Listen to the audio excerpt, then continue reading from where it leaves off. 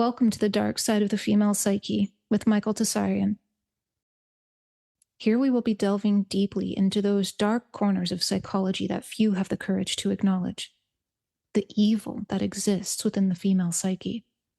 This series aims to offer you viable solutions, resources, and potent insights that can aid you in your rehabilitation and empowerment. But be forewarned, this is a series not for the faint of heart, nor is it for the easily triggered.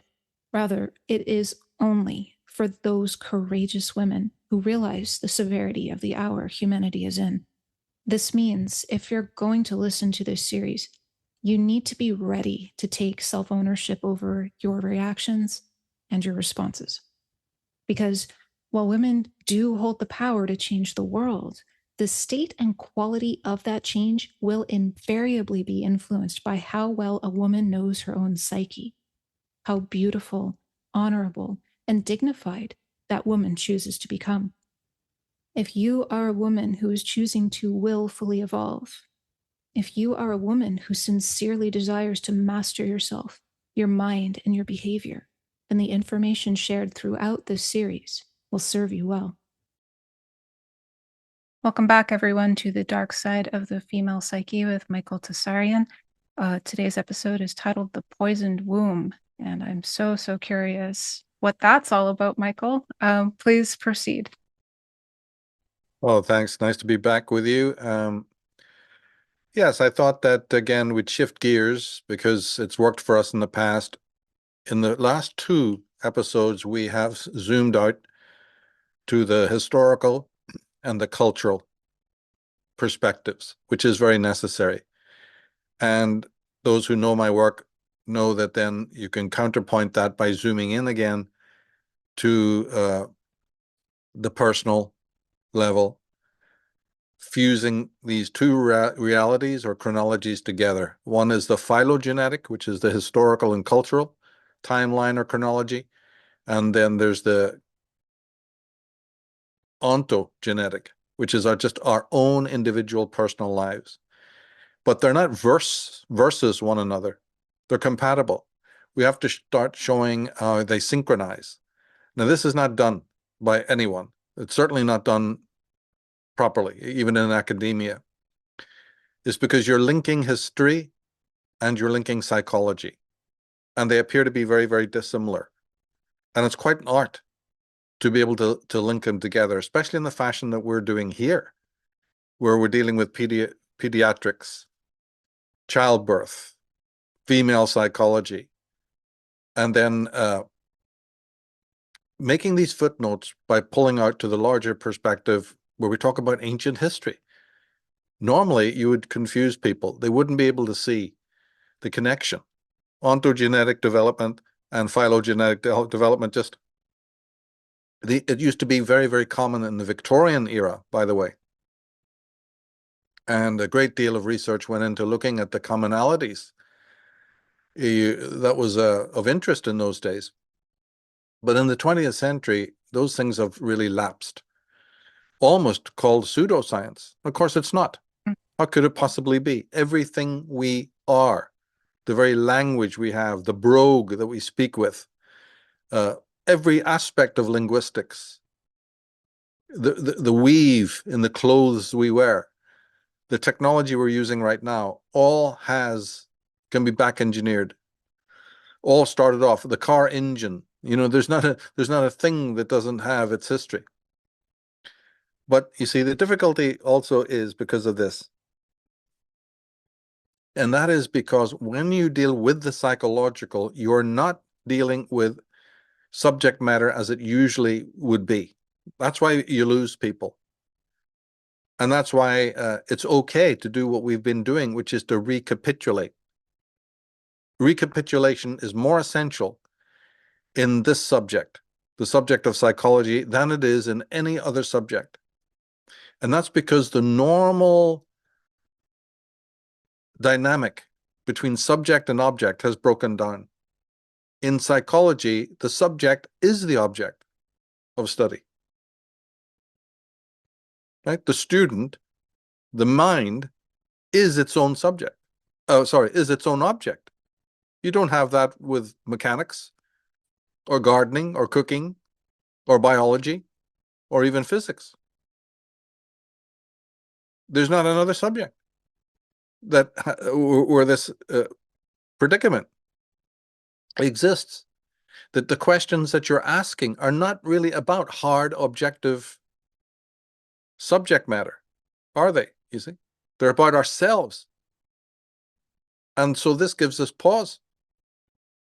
And so I don't mind that we have to go over old ground, because in the recapitulation, you are able to not only confirm things that you may have said before, stumbled across before, but you get another chance to go over it so that you can tease out, particular issues that might have been passed over before. Because again, there is this slipperiness. Freud understood this, and all psychologists understand this. There's something peculiar about the whole psychological process that's unique to that subject. It's very recent in history. Ancient man knew nothing about what you're talking about. Maybe one or two in a millennia. Philosophical minds, you do have them, which is again brilliance. Absolutely extraordinary that you had such people, and you did, but they were very, very, very rare. I'm thinking here of more the first, second century AD, going back in time into the BC, whatever. You're not getting it. You get a little hints of it here and there with ancient scholars, but you don't really get it in anything like what happened in the 20th century. And so in our work, it's very, very good, very, very positive and productive to recapitulate. And that's what I thought we would do today a little bit, just to tease out a couple more of these facts that pertain to the early stages of childhood. And we've already touched on the most important idea. Well, two things stood out from the past talk. One is that there is a movement that you could call it an ascent if you want. It's not perfect, but it's a metaphor. From a state of unfreedom to a state of freedom. And when you dissect that and you break it down, you get more respect for freedom and free will. And we've talked about it in the past. We don't need to go over it again. From something of the animalistic, from something of the purely natural, which is unfree and conditioned and determined, if you want, up into something that's really diametrically opposite. How did that happen? Who waved the magic wand to make that possible? Do we even value it? In fact, do we even want it? When you look into our culture, when you look into what's happening in society, as a psychologist, you might be correct to conclude that man is not a lover of freedom, like Erich Fromm and others have said. We want freedom from freedom. And then we can get into that debate as we've got. And there may be no concrete answer to that. Maybe it's a bit of both. Maybe we're still in the early stages. Maybe we still have to become okay with responsibility and freedom and all of that entails. And maybe most of the human race will never do so. Hence the reasons why they vote for how they vote and the things that they prefer. Then, secondly, we saw that even in the infantile level, even on the level of the fetus, there's a sort of movement away from what you don't like. From any kind of atmosphere, from any kind of state of consciousness or physical state that is arresting, or just, let's make it even simpler than that, just uncomfortable. Mm-hmm. It's built in. It's absolutely built in. It's built in not into only the child, the infant, but into the mother herself. She became who she was, a father. Every single human being goes through this process. But what is its intensity? If the original environment is toxic, then of course the struggle for individuation, for differentiation, just to get away from that state is going to be quite violent, then why have feminists turned 2 pages over at once and never, ever, ever, ever dealt with that? They're meant to be on the trail of violence and aggression and destructiveness. Are they? I don't think they are. Because what we're talking about is basic Freudianism. It's 101. But you don't even need, it's basic common sense. Everybody goes towards pleasure and retreats from pain. And they not only retreat from pain, they'll do so violently. And they should. So we looked at that, you see. And I think that it's very, very productive to do that. And we've talked extensively about that in the past. Just those 2 things alone stand out. The movement towards that which we know is freedom and all that that implies, and also then this struggle which can be the origin of violence. If you're looking for an origin of violence, by all means do so. It's a good thing to do. But there's the elephant in the room. It can be easily explained. And the intensity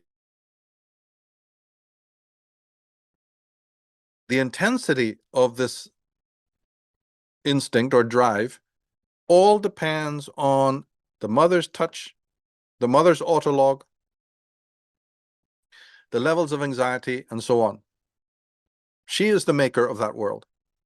And then must also mention, in case we forgot, that typologically, archetypally, which is another thing that runs underneath the stereotypical. You've got the stereotypical, obvious everyday, and then underneath it, you've got the mythical and the archetypal and the typological.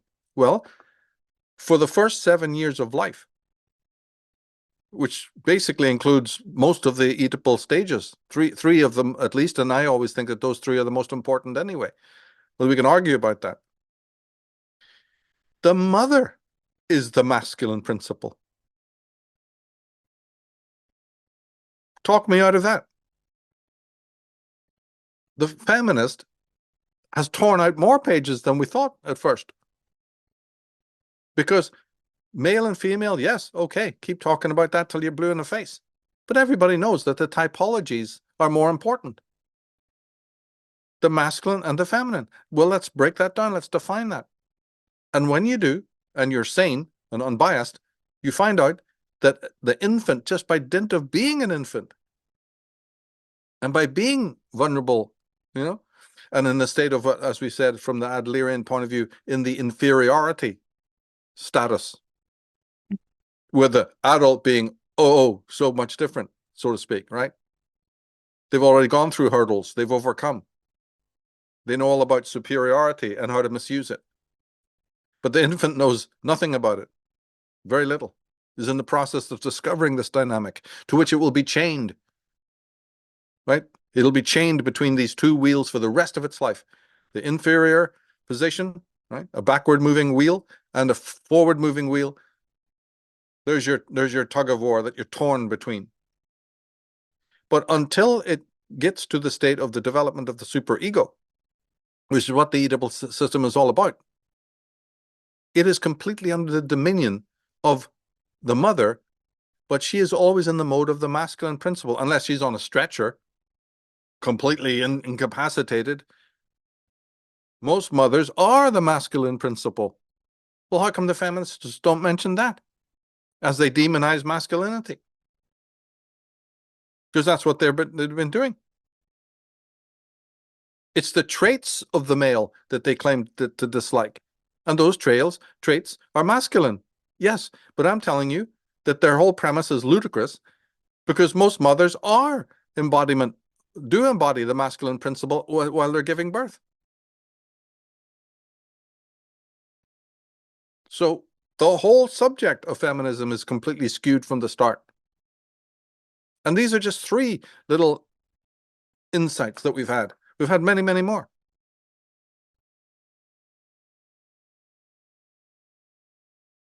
It's really, really fascinating. Yes, it is. But again, because we're dealing with psychology, and we know that there's a great bias against that. Some of these things that when you speak them, they sound very, very simple. And most people immediately, go, oh yeah, I get this. No, you get it when you hear it. You haven't got it before. You went through all the ages of all the schooling stages, right? All the university. You haven't thought about any of this. You have to accept that our culture is completely anti-psychological and the reasons why. And then when you do, you find out why, right? The goalposts are always moved. And where we always then go and look for solutions in places that those solutions are either not to be found at all or only partial solutions, short-term solutions. We prefer all of that. And we even throw up people's champions, you see, who throw us these temporary solutions. People like Rhonda Byrne and Oprah Winfrey and Eckhart Tolle and the whole nine, you want to, you're sick of it finally. But they're everywhere. The latest thing. And we endow them as if they're so special. We raise them to the level as if they're some sort of philosophers or whatever. So always remember that when you're getting into psychology, there's something very unique. It's totally unique. It's not like any other subject because the object of your study is yourself, is the very mind that's asking the question. And therefore that needs care. That needs you to walk much slower and to have patience. So if in the programs, like people are watching our programs or they've checked out my work or other work, go patiently. It's okay. It's perfectly okay. You're not on, social media here. This is not flim flam. It's not history or any other subject. You can really slow down and go over it again. You'll need to. It's not spinner rack. So just wanted to make those points clear, a little bit of summary of the past and also these key points. So if someone's joining us for the first time, they can go back and watch what we've done and it'll make more sense. But we have some slides. I don't know if you maybe want to start reading those. I think it'll kick off today's talk. Here we have a quote from R.D. Laing. It says, "From the moment of birth, when the Stone Age baby first confronts its 20th century mother, the baby is subjected to forces of outrageous violence called love, as its mother and father have been, and their parents before them. These forces are mainly concerned with destroying most of the baby's potentialities. This enterprise is on the whole successful. By the time the new human being is 15 or so, we are left with a being like ourselves, a half-crazed creature, more or less adjusted to a mad world. This is normality in our present age." Yeah, R.D. Laing, one of the great psychologists who worked tirelessly, you see, to expose the basically adultism and the hypocrisy. He wrote a book called The Divided Self. And he was very, very up on also schizophrenia and its causes. And he spoke about cold, indifferent mothers. All the way through his work, this was something that he had isolated. And he worked in the madhouses.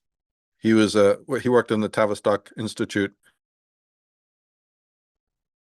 and in the back wards. And like Melanie Klein and others, he's absolutely emphasizing here, you see, this assault upon the identity. But the trouble is, this is so universal. Everyone has had it happen to them. So it has become part of the background. Nobody even notices it anymore because it is literally so ubiquitous. You went through it, your parents went through it, your grandparents went through it. There's nobody you know that didn't really go through this. So we have normalized it, utterly normalized it, even defend it. If and when it should, raise its ugly head, we will find ways of defending it, saying this is good for this and good for that. or we'll react totally against it. And we have this ludicrous phenomenon called gentle parenting. In a half-assed effort to respond to the problem, we flip over to the complete other side. See, this is again this is the result of being in an anti-psychological society. Can't get it right. And even the most common sense person knows that children do in fact need discipline. And to just go with this gentle parenting model, I mean, couldn't possibly be the solution. Yet it's becoming quite big. There's a lot of traction right now. And you never know. It could become very, very popular, actually. So from out of the frying pan, into the fire.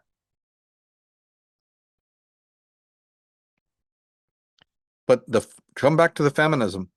If you read that slide carefully, that quote, why do feminists not recognize this? Why is it only males who are blamed of violence and mothers completely exonerated? The subject of the terrible mother, you see, doesn't even arise. That's why we've got to go to these extra lengths to bring it back into the narrative. You have to. It's just simply not right. And you see, the feminist has made this possible because their attacks upon the male are so vehement and so all-encompassing that then they demand no quarter from the other side. In their vehemence, they've called about a pushback, a backlash. They themselves talk about a backlash, right? And your Susan Faludis and all of this, right? Okay, well, the backlash can come in many ways. But let's move on. Let's go to the next one. Response flexibility is a function of the midfrontal portion of our cerebral cortex. No infant is born with any such capacity. Baby's behavior is governed by instinct and reflex, not conscious selection. The freedom to choose develops as the brain develops. The more severe and the earlier the trauma, the less opportunity response flexibility has to become encoded in the appropriate brain circuits, and the faster it becomes disabled. One becomes stuck in predictable, automatic defensive reactions, especially to stressful stimuli. Emotionally and cognitively, our range of movement becomes well-nigh sclerotic, and the greater the trauma, the more stringent the constraints. The past hijacks and co-opts the present, again and again. A quote from Gabor Mate, MD, with Daniel Mate. Well, exactly. If you read that, can you read that first line again? Yeah. Response flexibility is a function of the midfrontal portion of our cerebral cortex. No infant is born with any such capacity. Baby's behavior is governed by instinct and reflex, not conscious selection. Right.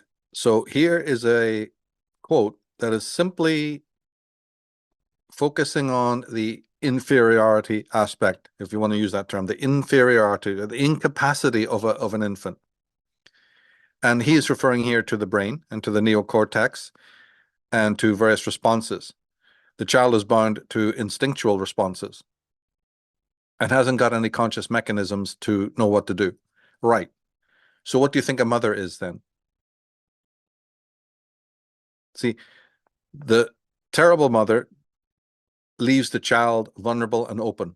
And in fact, as the quote goes on to say, she will become the source of the trauma that's going to even further disable the child's mentality and will then plague it for the rest of its life. That's what is being said here. But the goodly mother understands this state of consciousness, how primitive it is, and she stands in the way. She is the protector. Her field, her body, her conscious circuitry takes over and protects the child from anything that will assault its consciousness too early on. That's what mothering really is. You don't have it, the child, but I have it, and so I will protect you. Not, I know you don't have it, and I'm now going to be the source of that which undermines you and threatens you. You see, and programs this limbic instinctual world, which Mate is saying you're not going to be able to so easily snap out of it later on.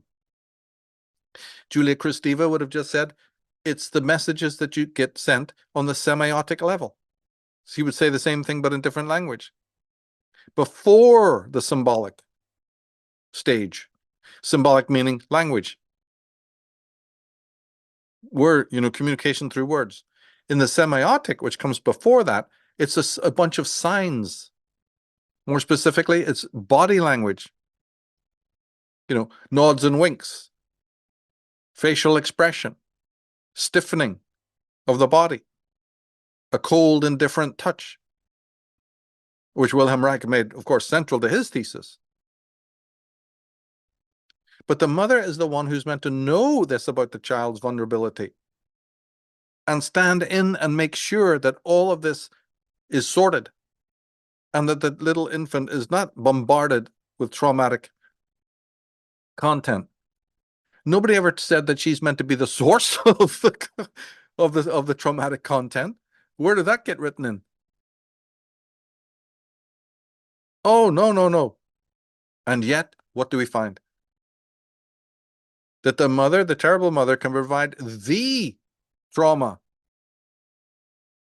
And of course, what's that doing? It's bypassing the conscious circuitry. It's bypassing the frontal lobes, and it's going straight into the instinctual body. And once the instinctual body is programmed and made defensive, are you going to tell me that you're going to be able to remedy that later on down the line? No. No, no, no. Doesn't work that way. And so he says the past then always hijacks the future, which means in your future relationships, in your whole outlook. But what we've been taking that for granted, said, yeah, I understand that. But we have been adding another factor, and that is the relationship with oneself. Forget about the relationship with other people. Much earlier than that, much more fundamental than that, when things go pear-shaped, when things go wrong in the way that this quote is describing, the first relationship that's going to be banjaxed is the relationship with yourself. And nothing can put it right. By the time, that the superego is solidified. But let's go on. Classical theory has it that the boy fears castration by father as punishment for his sexual interest in mother. This is not verified by my clinical experience. It is his mother whom he fears.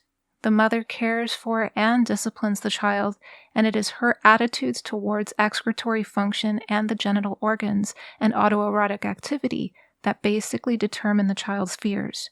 It is the rule, in my experience, for the patient to reveal the mother as the agent of mutilation. Throughout life, the man fears the woman as castrator, not the man. J.C. Reingold, The Fear of Being a Woman. Right. So there's a major shift in the normal Freudian approach. Later psychologists, rightly, in my opinion, but it started with Otto Rank, who was one of the first to, start to expand upon Freud. But the later Freudians, like this gentleman and Melanie Klein as well, correctly started to update. So, this affects, of course, anyone who's out there critiquing Freud upside down and inside out. Many of them refuse to acknowledge that some of the theories were updated, and updated very beautifully, but you'll never hear them mention that. But let's go on. The term castration refers to the manner in which a child is arrested at one or more of the 5 Oedipal stages, perhaps even at all of them. This amounts to an act of parental violence, shaping one's character and one's own penchant for aggression. Melanie Klein, in her psychoanalytic investigations of children, discovered that early feelings of overpowering rage, directed especially against the mother and secondarily against the internalized image of the mother as a ravenous monster, make it impossible for the child to synthesize good and bad parental images. Look at that. So you're literally flooded with rage as one of the first emotions that the child even gets to understand. Like the previous slide said, it's going to undermine you. Of course, it's going to undermine you. It's going to flood you. And we've talked in previous programs about the consequences of feeling this rage. You feel the rage that's in you burning, and by the time the superego is developed, it becomes taboo to project it, where it is legitimately to be projected. That becomes taboo in your own mind. So you have now this free-floating rage, and a part of you that says, you shall not break the fourth commandment. You will have to dislocate the rage from its source, meaning from the parent, from the terrible mother. Oh, is that right? Also, there's another secondary source of rage. Like I said, go slow, be patient with us. The second source of rage is for you feeling the weakness of not being able to fight back against the violations that caused the rage. So running beside the original primary rage, which is perfectly legitimate because something violent has been done to you, you have been violated, is a further cache of self-hate or psychophobia or autophobia, because you are beating yourself up for your weakness in not being able to defend yourself. All of this is going to matter later on, in your superego identifications,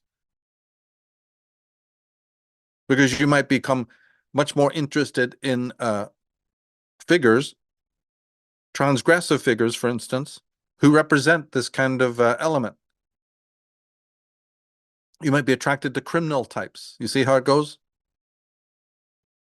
Because they seem to be able to spit in the face of those they don't like. So you can become more butch. You become more macho.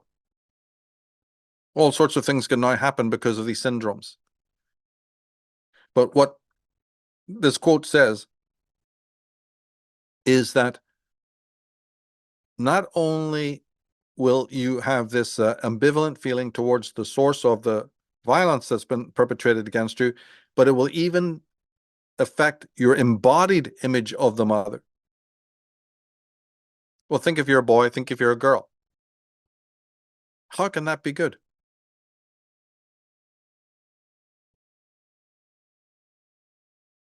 It will complicate things enormously. One aspect, see, the very fact that legitimate emotion has to be denied is already a massive, massive problem. But we've been just able to add to it. But even just that alone, why? Why is your character developed out of something so poisonous, something so skewed and wrong? I'm a human being who's meant to be authentic. And that means that when there's something to be angry about, legitimately, right? When there's emotions flooding to the surface that are legitimate, I am meant to express them. But no one on earth does. No one on earth is permitted to do it. This is called adultism. And then we go on our merry way thinking we're adjusted. Look at the madness in this. We're looking now at the roots of, insanity, cultural and physical insanity.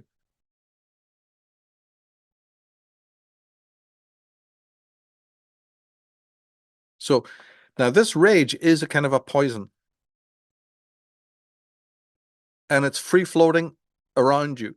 So obviously it's going to affect different people in different ways, isn't it? Each person is an individual.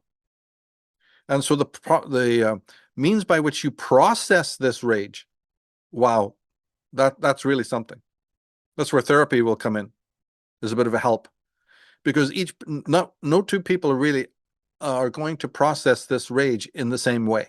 There are commonalities, but really, when you dig down, it's going to be different for each person, and very, very hard for them to nail. The general rule, of course, is this masochism I'm talking about. The rage will turn in towards yourself because it's, remember, the taboo is, as we said, you cannot direct it to where it should be directed. You can't do that. That's not allowed. So then you start directing it towards yourself. So when people have bulimia and anorexia and skin breakouts and bad eyesight, and when they're awkward, and when they have all those tics we talked about, the nail biting, the bedwetting, the grinding of teeth, the stuffing the hands into the pockets, you see, or something other, any of the numerous ones, siblings beating up on each other, smashing toys. The list goes on and on and on, right up into, puberty, all of it. And sometimes it can be very, very severe. There can be extreme delinquency, even criminality, very, very young. I'll send you a couple of videos on that. Maybe you can post them. So it is frightening. Now, the 4 responses to this rage are the fight,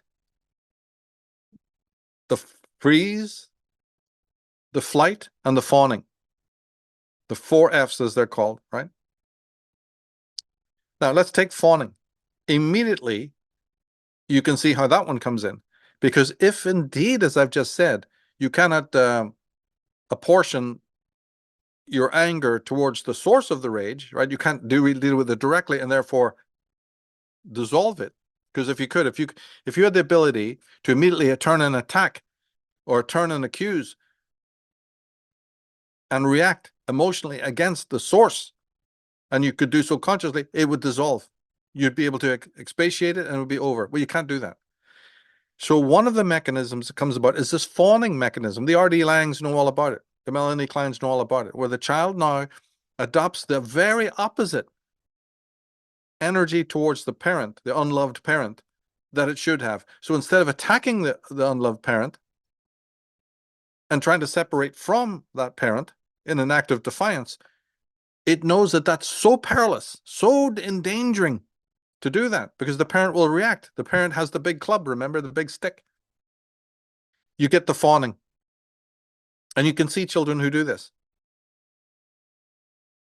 And later on, you're going to hate yourself for doing it. But it was a coping mechanism. There's nothing you could do about it. The fight is straightforward and obvious. These are the few children who do fight back, who do scream and yell, and who do try to process the rage. But as we said, they are considered delinquent because this is the way our society is configured. You will not break the 4th commandment. You will not be allowed to. The freeze is common enough. And that can be found in those children who just have no personality, who sit there and take anything and everything. They're quiescent. This is because they're numb. This is because something has happened in the circuitry. These are people who, when they tried to fight back, were so reacted against, right? Both parents probably brought down so much ire, especially the mother, as like the previous quotes are saying, she is the castrator. That it was so frightening to the young infant that the infant literally froze. This means that even, from a point of view of armoring, from a point of view of complete capitulation, like a little animal, rolling over in its belly, showing its belly, part fawning, but also just part froze. It's just as a 1,000-mile stare. And the parent can just go, you go here, you go there, and the child just does it. It's utterly enslaved to the will of the evil parent. That was the idea. And flight, well, yeah. Flight is more something that will happen in the later years. As soon as you get to be a teenager, you're out of there. And you can see some signs of it earlier, but usually it's when the child very much clings to a friend in school, or more than, is a roustabout, what we would normally call in a girl a tomboy. It's just anything to get the hell out of the window and out of the way of the parents. But flight can also mean just going into your room and playing with your toys for 24, you never come out. And you just love to be in your own reality. You know, some girls who just love horses and look at the picture books of horses and photographs and just disappear into some fantasy world. That's also flight. No wonder. I don't blame it. And then, as we talked earlier, it's a little off topic, but still pertains. When we spoke earlier about shadow work, this obscure term, right? But it's not. Shadow work amounts to nothing more than you one day sitting down and looking for those 4 F's in your own life. Remember the moments in your life where you fought and think about what happened. Think of the moments when you froze and what happened. Think of the moments that you fawned, right? And took flight. Review your life. We've each done one or the other. And it's about remembering what we've done, which one dominated, but when we've done them all. Like we said in the previous program, hey, when was I schizoid? When did I have those moments of being schizoid? When did I have those moments of being a little compulsive? When did I respond to life in a state of depression? When depression ruled the day? Or when was I hysterical? That's all that shadow work is. It's nothing more than that.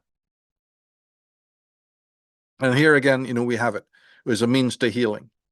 Because these experiments that you can do with your own mind are very healthy. It'll help you spot what you did in your own life, and then it'll help you spot it when you see it in other people that that you care about or that you work with, and you'll be able to see them going through these phases. Now, if you could read the first line again of that quote. The term castration refers to the manner in which a child is arrested at one or more of the 5 Oedipal stages, perhaps even all of them. This amounts to an act of parental violence, shaping one's character and one's own penchant for aggression. Yes. Now, of course, this does expand a little bit on Freud, but rightly so. Obviously, when we talk about the word castration, it doesn't mean physically being castrated. So that needs to be emphasized. So when you really dig down into it and really expand it properly, this is, I think, the best explanation. It is simply being arrested at one or more of these 5 Oedipal stages. And in severe cases, you've been arrested at all of them. You haven't passed successfully through all of them. You pass through, but my goodness, not in any holistic way.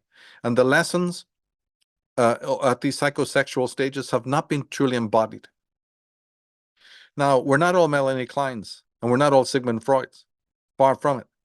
So the question arises, an intelligent person will say, well, the child can't know. The child has no gauge or measure whatsoever as to whether it's gone through any of these stages. So does that make them moot? You see, if the child who's actually going through these has no comprehension that there are such stages and couldn't possibly even tell you whether they've passed through them or not, then where are we? And the parent who's putting the child through also does not know that they exist, and also couldn't tell you, yeah, you got a green light here. A day came when you get a little check mark or a little badge saying, yep, you've passed through the phallic stage. You see, so I'm looking here at the critical aspect. Jump to the side of the critic for a moment. It's very valuable to be able to do that. So you say, well, wait a minute. Is this all just theory? No, it goes back to the fact that we're in an anti-psychological society. We should be able to tell these stages of development in our own lives and in the lives of our children. That's what called being a good parent is. You know when to bathe, you know when to cut their hair, and you know when the hours of the day come when they should be fed. It's just the same as that. But we don't. So the child then theoretically can be arrested at each of these stages. And if we were a culture who knew anything about this, this would bring healing to the world. Now, one of the rules of thumb here is that when you are unsuccessful passing through one of these and you haven't absorbed its full lesson, often the psyche then goes backwards to where it was comfortable, where it did succeed in passing through. So what that means is, say you failed at the anal stage and something went wrong there, like what we're talking about, some sort of force arresting you, the adult person finds it more comfortable to go back to the oral stage. And one of the symptoms of that would be overeating. Now look at our culture. Look at our culture. How are you going to explain this epidemic of overeating and obesity if you're not into the psychology? And as they say in the law world, the legal world, ignorance of the law is no excuse. Well, it's exactly the same here in psychology. The same rule applies. Just because you don't know anything about it doesn't excuse you, because you're the one sitting at that kitchen table binging and without knowing why. You're the one who's ruining your health and your life. Why do you want the neighbor or the postman to know the answer? Why do you not know the answer? And that's just in terms of eating, not all the other syndromes in life. People like me go blue in the face. We're not being heard. This is not going to happen anytime soon. But it doesn't change the fact. It doesn't make the subject any less important. Just because there's, worldwide ignorance over the matter doesn't change the impact and the absolute magnitude of the discoveries. And so I am maintaining that you are meeting people who are arrested at one or more of these stages. And the way we find out is by looking at the behavior in later life. Who we become, what we align with, our entire attitude towards existence, our relationships, our hang-ups especially. All of these are the testament. It will play out in this way.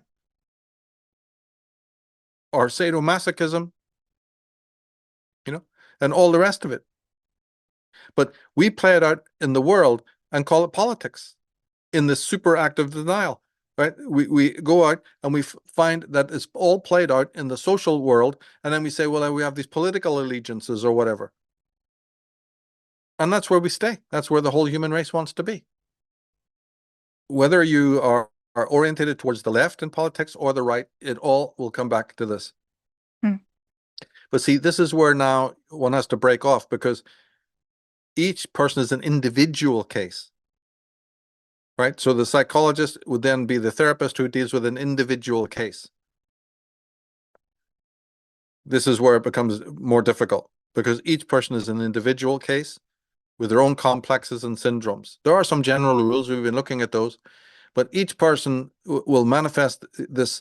But remember, for now, what we've established is that you are, as a being, the universal law is you're flooded with rage, courtesy of the terrible mother. And there's going to be reactions to that. So why these feminists have not mentioned this as an enormous cache of violence and aggression, but they keep pointing to man's world or the patriarchy? The patriarchy doesn't even come online in a child's life until much later. The female is obviously dominant and first. The lunar is first. But let's go on. My analytic observations show that there is, in the unconscious, a fear of annihilation of life. I would also think that if we assume the existence of a death instinct, we must also assume that in the deepest layers of the mind there is a response to this instinct in the form of fear of annihilation of life. The danger arising from the inner working of the death instinct is the first cause of anxiety. The fear of being devoured is an undisguised expression of the fear of total annihilation of the self. The fear of death enters into castration fear and is not analogous to it. Melanie Klein. Right. Now this follows on from the previous one. If one can, join up the dots, these two things are connected. Thanatos, or the death instinct, or the fear of annihilation, how can it not be connected to being flooded with rage? The feelings of rage that swirl around in this free way are so poisonous that your whole sense of identity is undermined. So Freudians like her are looking for the origin of this death instinct that Freud had spoken about, and weren't particularly satisfied with his biological analysis. They were looking deeper, as you should absolutely should. This is a very complex issue, so one looks into it. And if they're really caring about humanity and the fate and why we have wars and why there's so much violence and criminality and death, of course you do. Of course you do. But I put these slides together in this order for a reason. I'm happy to link the so-called death instinct to this atmosphere of rage that has so upset. Think of it as an emotion, and think of it as an early one that's coming in so early in the infant's life, right back into the semiotic level, before the symbolic, before normal rational communication and symbols, no, right back in the early days. This is extraordinary. And therefore, it's going to upset sanity. It's going to make your life existentially precarious. So I believe there's a connection. You're being destabilized very early on by the influence of the terrible mother. And particularly in your relationship with your own self. This is what's being destabilized. Because you have to learn how to process this rage, but you're not an adult. You don't know how to process it. And as a matter of fact, even the adult world isn't really much of a help. And when you become delinquent and you find that there is a feeling of superiority, temporarily in the fight, but then society comes and penalizes you for that. I'm not saying that's bad. Probably you should be penalized. But look at the dynamic we've got ourselves into. You do what your instincts tell you, which is to fight, kick and scream and bite at that which is violating your essence. Which is, if you poke a cobra, right, what do you think is going to happen, right? You can't poke a crocodile, it's going to try and bite back. Well, that's what we do. But in the fight mode, we've got a situation that says, well, we don't blame the parents. We blame the delinquent child. And now you're into that whole story.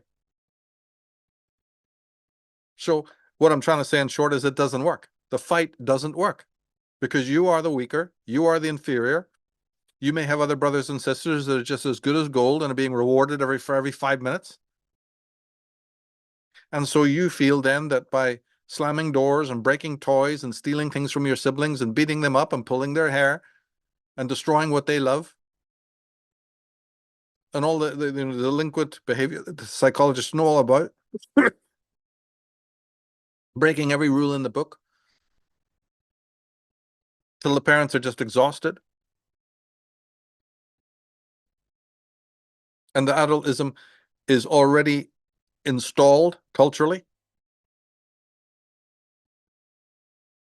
So no problem getting other forces outside to come and take care of you because it's all articulated. It's all governmentality. And so the child is now, suffers from being institutionalized, perhaps. But even if it doesn't come to that, your whole teenage life is shredded. Your love of dangerous animals, knives, driving fast, doing drugs, alcoholism, beating people up, getting into a gang. Does nobody ever ask where any of this comes from? No, because subconsciously we all know. And we also know that to ask these questions sincerely means becoming psychological. And that's the one thing we can't do. That's the one thing that everybody has agreed is off limits. So we don't. We run round and round chasing our own tails, looking for other solutions. But let's go on. We see from this how rage against the self and the source of castration fear, the mother, finally gets expressed externally toward the world of other people. This is the origin of violence that feminists refuse to acknowledge, since it leads right back to the terrible mother, not to men and fathers. That's it. That's it in a nutshell. And I don't see how that can be argued against. I really don't. No. It's why they don't deal with it. That's why feminists, because if they were genuine, they would deal with it. They would openly let you know, and I wouldn't have to talk here. We wouldn't even have this podcast. This would be so well known. But feminism is existing by a campaign of deception. And women are the first victims of it. So I don't care about stupid commenters talking about me being some sort of misogynist. You're just pathetically stupid and can't even listen.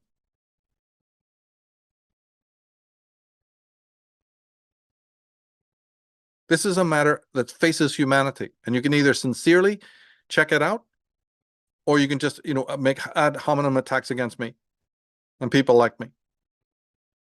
Then you are responsible for all of it, all the tyranny in the schools, all the child delinquency. You're all responsible because the solutions have been handed to you many generations ago.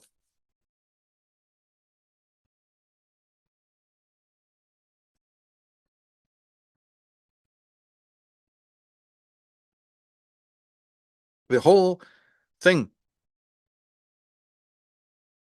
they've gone out of their way to deny it. But as that slide shows, there can't be any alternative now. Parenting is mostly a disaster. Gentle parenting is another disaster built on another disaster.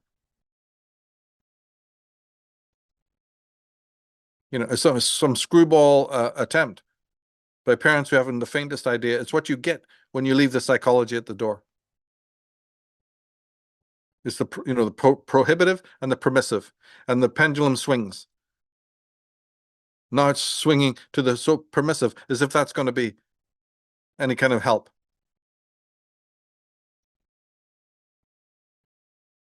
It's really amazing to see. But let's go on.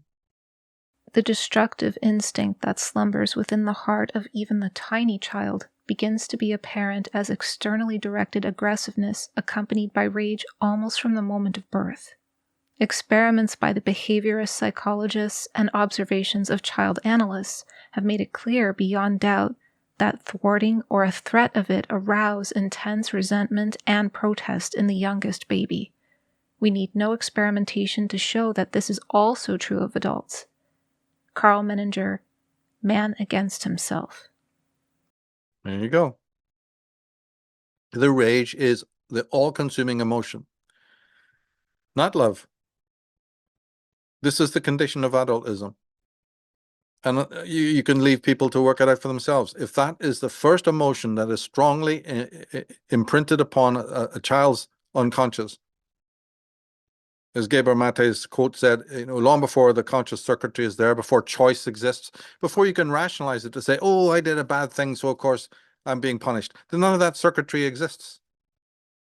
So when it doesn't exist, what you need is a sensitive parent who is aware that it doesn't exist, aware of how, blank slated you are to that degree, and is therefore very, very careful with the child about what is it's being inscribed and imprinted upon its consciousness. But if the mother is an irrational, anxiety-ridden creature, all the hope in the world isn't going to help. The imprinting has already been done in the womb after conception. She didn't take responsibility and said, I'm fucked up. I can't bear children until I'm sorted. No. So you're expecting your child to be perfect when you haven't even had the basic responsibility, and you're letting your biological urges just take over, but you don't know what you're giving rise to, and then you fail to take responsibility down the line as well? Or you buy into the feministic jive that when you see that something's deeply wrong with our culture and our society, you just use the rubric of, oh, it's men, it's violent men, look at the way they are. You fucking bred them. The thing is just so ridiculous.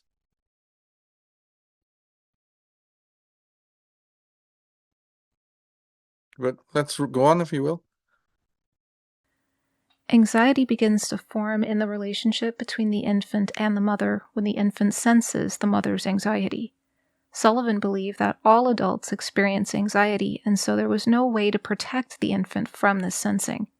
Rather, the infant begins the process of shielding him or herself from the anxiety by forming a self system. Strategies in the self system may vary, but the universal goal is the reduction of anxiety. Dan P. McAdams, in his work The Person, An Introduction to Personality Psychology. Yeah, and it's just again underlining what we've talked about. The child is first exposed to the anxiety that exists in the mother because of her situation, maybe her poverty or dislike of her environment, all the things we know about. The child is literally receiving all of that. It's pouring into the child's consciousness. And so it becomes natural to want to get away from it. This is just unpacking what I've talked about before. That is the atmosphere that the child is naturally wanting to escape from. Very, very simple. And it will do so violently if needed. And he's talking about the self-schema or the self-system, which is just your personality. Will be on guard. So this is where the Reich's armoring comes in. We're looking at it from the very early stages. Now, the anxiety that a mother may have is in her very touch. It's in her very body language. And as we spoke about before, it's even in her breastfeeding capacities, her eligibility for that. And the child knows all about it on this semiotic level. It can feel if she's not present, and often does. So the idea is then there's this feeling of retraction. The warmth of the mother or her breastfeeding, it's not really a source of pleasure, ultimately. And therefore, this affects then the erogenous zones, the mouth being the first erogenous zone. But what goes for the mouth goes for all the others. So when we said that there's an arresting factor through the Oedipal stages, right, but even then at the phallic, you will not pass through the phallic properly, you will not pass through the anal or any of the others if there is this problem with the erogenous zones, because all of these are erogenous zones. They're the sources of pleasure. And if those are shut down in a state of unpleasure, watch out. And one of the very first syndromes that comes about because of this is masochism, which is just the flip side of sadism, so they go together. Yep. Because if your erogenous zones are shut down in any way, don't you see that you need to turn up the frequency of any pleasure that you have? The normal frequency of a pleasure has to be amplified for you because you're shut down. Now we understand what this is all about. Masochism has been a big problem for psychologists. Very few of them can even understand what on earth it's all about. Let's go on. Schizophrenia is a severe response to a mother's anxiety, which begins to affect the infant even while in the womb. The womb is one's first environment and is easily poisoned by the thoughts and emotions of an anxious mother. Feminists have done next to nothing to address the prenatal and semiotic stages because they know that the mother's influence is, during this time, utterly supreme. By blaming males and their world, feminists exonerate incompetent mothers who accept no responsibility for the sorry condition of their offspring. So those are my quotes. When you read the quote and people hear there's no source, then those are my words. 2 or 3 of these slides. And this one is like that. And this is exactly it. This is exactly right. The feminists are the responsible ones, because all of this is just interesting subject matter that should be common knowledge. It really should. But by not addressing it, do you see the crime that they are perpetrating? The anxiety-ridden child can be laid at their door. All the violence of the world can be laid at the door of the feminists. Look how far we've gone to come full circle. They're meant to be the accusers of male violence. They are the source of the violence, not men. To really understand this last caption is to understand that all violence in the world can be laid at the door of the feminist. Because by not addressing the problem, the poison, correctly, they allow the epidemic to continue. They send you off in the wrong direction. They waylay the trucks. They tell you're driving up with a solution, and they tell you to go down the other road.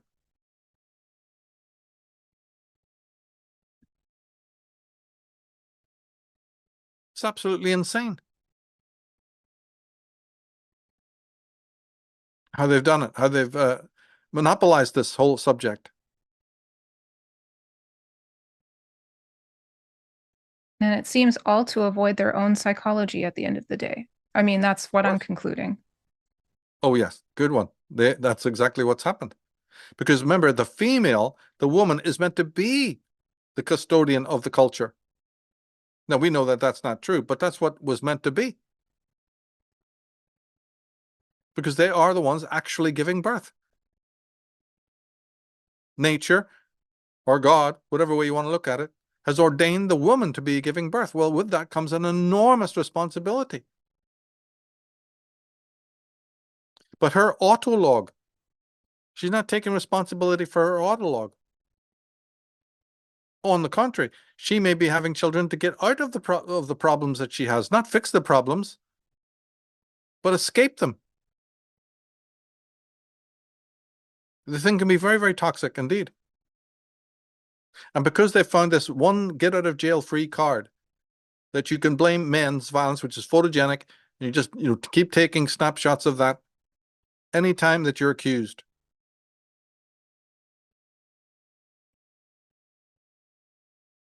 Is there any more? Is there other slides there? We have one left. Okay, let's go for that. Sure. Autophobia, masochism. Masochistic strivings, tendencies directed against one's own self, seem to be a riddle. How should one understand the fact that people not only want to belittle and weaken and hurt themselves, but even enjoy doing so? Does not the phenomena of masochism contradict our whole picture of the human psyche as directed toward pleasure and self-preservation? How can one explain that some men are attracted by and tend to incur what we all seem to go to such lengths to avoid, pain and suffering? Why do some people enjoy suffering? Both the masochistic and sadistic strivings tend to help the individual to escape his unbearable feeling of aloneness and powerlessness. Psychoanalytic and other empirical observations of masochistic persons give ample evidence that they are filled with a terror of aloneness and insignificance. Frequently, this feeling is not conscious. Often it is covered by compensatory feelings of eminence and perfection. And in parentheses at the bottom, we see a comment which states, "A greater pain smarts on a deeper level of the psyche." Right. See, so now that's a kind of a excellent observation, a very perceptive one. You can endure the pain of, other masochistic strivings and conditions because basically underlying all of that is even a deeper, much more poignant pain that makes the others look more insignificant. Takes a little, while for your mind to wrap around that. It just means that before you get interested in other masochistic pursuits, before you become masochistic, there's already a basal state of unrest and pain and hurt. And that goes back to our first slides where we talked about the rage. So now it's full circle. The last quote wraps around to the first. That original condition is the rage that you're swamped in and flooded in, but you cannot acknowledge and cannot express. If that wasn't there, there'd be no such thing as masochism. Then it would be irrational, and you'd say, why do people want to inculcate that which everybody else wants to get away from? The human dynamic is to seek pleasure, not pain. So how do those two things get confused where I'm seeking the pain as a kind of a pleasure? Are you kidding me? Yeah. Well, it can go wrong because that's going wrong on the upper level. Go down a few stages below and you'll see the twist that's down there that allows this other absurdity to exist. It's overlaid. Masochism is a symptom of a much deeper state of autophobia. The hatred of one's own self. For one's weakness, yes, but even before that, it's just a state of unrest that's caused before you even had these conscious mechanisms, right? Back on the instinctual level, it got ingrained in you that you were being violated, right back on the semiotic level. And you were. Just like they said, even at the earliest times, the infant can be steeped in this discomfort and this rage. But the feminists, obviously, who knew about this in their studies, decided that they're not going to address it. That's why they're duplicitous. That's why they need to be held accountable. That's why we got to tear up their entire agenda. Start again. Got to free women from this nonsense. Because it's leading the world to perdition. Because that one get out of jail free card, all they can do it is like the race card, play it again and again and again and again. Well, look, even I mean, what does it take to realize that if you keep playing this we hate men to the nth degree, where can that possibly lead that's positive? Given that that is the card that's being played, doesn't anybody realize that it's the only card that's being played? They've narrowed the focus, so that's the only solution that they have. Then where can that possibly lead? I'll tell you where it'll lead. It'll lead to a biggest backlash that anyone's ever seen, that womankind has ever known. That's where it's going to lead. And I'm glad to see that some women commentators out there know this. They're starting to sense this, and they're petrified, as they damn well should be. Because if women think that they can get away with this forever and that there's not going to be a backlash, I don't know what to tell you. But I can guarantee you it's not going to continue. It'll go on and on and on. And because our world is now full of simps and hipsters, of course, yeah, it'll last a while. But it's not going to go on forever. Women cannot guarantee that.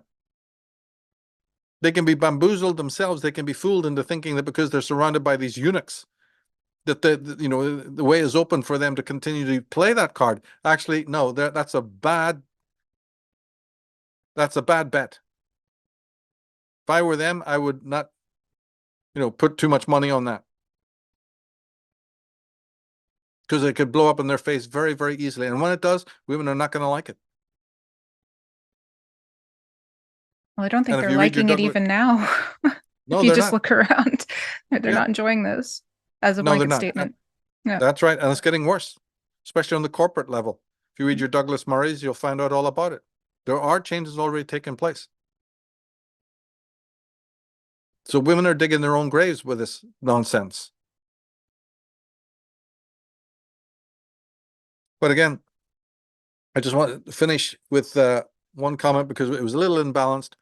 When we talked about the castration, that pertains to males. So somebody who's been listening to us might be saying, hey, well, wait a minute. I'm confused. The castration complex that you helped to define, remember one of the slides defined it as being arrested at any one of the Oedipal stages. But how does that affect a girl? Because castration seems to only affect the boy, right? When you use that term. And they're quite right. And I'd like to address that for just a minute so that we come out of this a bit more balanced. Because castration actually refers to both the sexes, even though the cliche of it is to always think in terms of the phallus and the male. But let's try to, show how that affects the girl briefly. She can be castrated too, but in a very, very different way. We've talked about it before, you and I, on different programs. And that is that the difference there is that the mother is promising a beautiful girl that she sees as comely, somebody maybe above a 5 and a 6. She is actually castrating her by not letting her go through the phallic stage properly because she's been contaminated by a mother who wants her, who's orientating her to misuse her sexuality and beauty in the realm of men.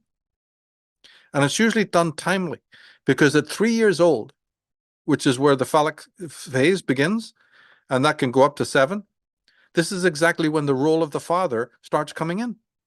It's been noted that children around 3 to 4 start orientating themselves more towards the same sex parent.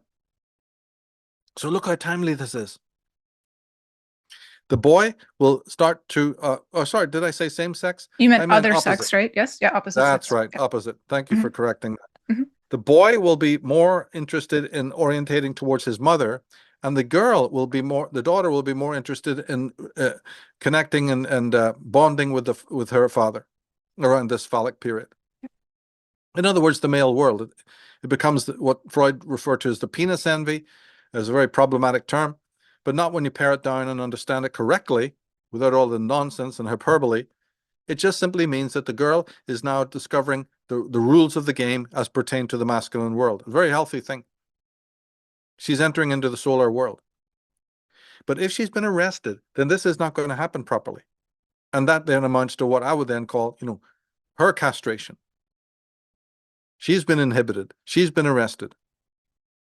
But then not all girls happen to be pretty to the mother. Some girls are just plain ugly. They're not. So how does it work with a contract? Well, this is, and this has got nothing to do with any social conventions. They play a role, of course, in deciding who's beautiful and who isn't, but this goes even before that. This is all in the mind of the mother. Right? Now, she may be herself so obsessed with what society and cultural norms are, but then that's her business. She should have censored that. She should be looking to the inner beauty of her child. But no, this is not what's happening, is it? They grow up watching the Kardashians and all the rest of it. So then the non-pretty girl, what happens with her? She will age and go into the world, and if the mother has demeaned her in some way, right, then she will not have, the promise will not have been made to her. The sort of surreptitious message that you can get everything you want by just abusing your female sexuality and beauty. Well, the unbeautiful girl doesn't get that assurance. And so now we have to factor that in. Is that going to be a healthy thing when she now becomes more of a tomboy, or becomes more intellectual, or in her relationship with her father, it's a more positive thing because she learns not to abuse sexuality and beauty, right? And learns meritocracy. That's a merit-based idea. And there's a stronger superego there, or a conscience, in which there's a more healthy morality setting. That can happen. I've met women like that. Definitely that happens. In fact, I've even met beautiful women who have got that. They're very rare, though. Because most of the pretty ones who are over a 5 are going to bite down on that big time, not realizing that the mother has sold their souls from a moral point of view. That's their castration. They go through the phallic, but in a very, very arrested way, from a moral standpoint. And so this is where the whole question of morality, which we haven't spoken about before, except implicitly that a mother's action is immoral, right? And all the things we've discussed for the last hour or so. But here it becomes even more concrete, more poignant in a relationship with her daughter. Because when you suggest to the girl what I've said, that you can misuse your sexuality and beauty to get everything you need, my God, what is moral about that? You've just created an army of immoral creatures who are going to enter into the solar world and do nothing but destroy the lives of men. And we know that this is in fact another phenomena and should be laid at the door of women. And so another form of shadow work for women, as we've mentioned also before, is to deal with this, to look at the times when they've done that, and to look at where they've been encouraged to do it, or when other women around them are doing it, and to say, oh no, No, no, no, this can't go on. But if I don't do that, what do I do with my beauty and my sexuality? Well, no, yes, that's the shadow work. That's the shift from the superego's direction to the direction of the conscience or the true moral center. And that will then, I think, lead to a proper spiritual, or what we would call religious or moral change. But again, I step back there because that's each individual person then must, go through that process themselves. Mhm. No one can tell another person to walk that road of how it will be, because that will require an education. You just can't make a spiritual shift without having tremendous interest in that subject and going on a very, very deep journey into it to find out what your role may be. Exactly. And going deep into even what is sexuality. How can you just throw something away if you don't know what it is?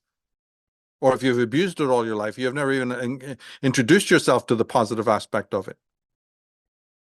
And when you want to, when you sincerely, deeply within the depths of your heart and soul want to know the positive aspects of it, guaranteed, watch the magic. Watch who comes into your life to bring that out of you. Watch the women and the men who enter your life now when you're sincerely walking that road. That's the Siddhartha road, and how those lessons will come to you in the appropriate way. But if you don't, and you just follow what the terrible mother has told you to do, take the shortcut, well, then you'll soon learn about that too. But generally speaking, now, of course, we know that mothers will often even tell a girl who's below a four, probably even a 3 or a 4, for goodness sake, to misuse their sexuality. So, I mean, this thing gets pretty warped. Yeah. It really does. I mean, look at them today on TikTok. It's unbelievable with all the accoutrements and the different cosmetics. But you can see behind them is the same old thing. This same clawing need to be worshipped. And we've even talked to you and I about the atavistic connection to that. We won't go there now. We've done enough on that.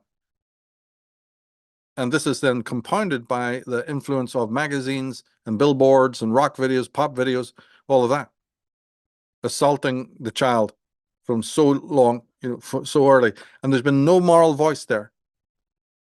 There's been no model. Because if you have a pretty mother and she's done nothing herself but swagger, swing it around and abuse it, well, I mean, what can a girl do? What can a young daughter do except follow that? If the women around her have been doing that same thing, she has no model. We need mothers who model the whole thing. What to do with their beauty and their sexuality in a positive way. So in earlier programs where I've talked about, the fact that we may be technologically advanced, we may be intellectually advanced, but we may be devolved in many other ways. This is an example.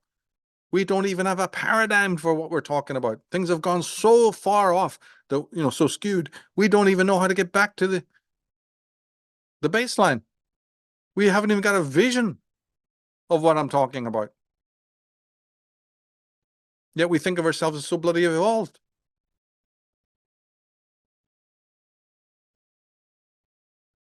It's really, that part is quite critical. But back to the point. The girl is being arrested.